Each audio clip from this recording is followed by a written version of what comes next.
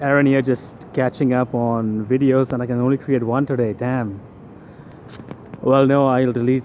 Well, yeah, it's weird because I missed now 3 days, so I need to be on. I need to be much further than I am. But anyway, I can make this video, and then I'll probably remove an audiobook or podcast from my device so that I can be more focused on this. Yeah, so it's been great. It's been great these past few days. I fell off the wagon, and that's not good. I need to make these videos every day and really remind myself that I need to make them as I'm walking somewhere, because when I walk, I can create. Because at the time is already going somewhere, I might as well use the time while I'm walking to create a video.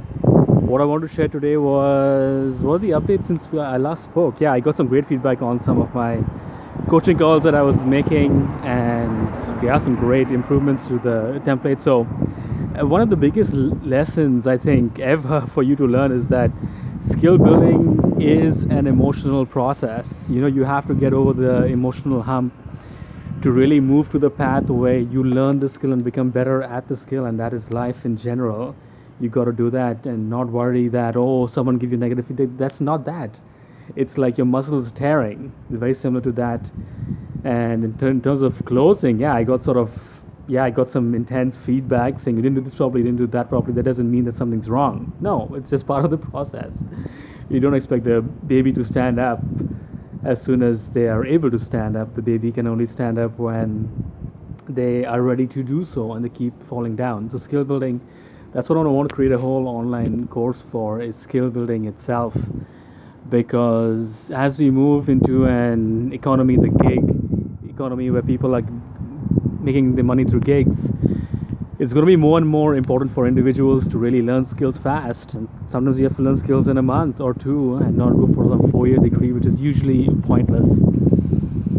And yeah, so main thing is the emotional side of skill development, how you can deal with this. First, know, and this obviously depends on the person who's giving you feedback, know that the feedback given to yourself or given to someone else is not meant to be personal. It's meant to be on the skill itself and not on you as a person.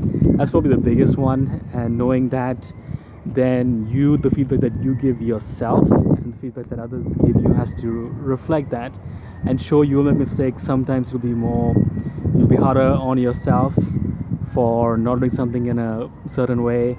Sometimes you'll get feedback from another and it's not aligned with what you wanted to hear. So you got to be open to that and not take it personally. The more skills you build faster, the better this will get.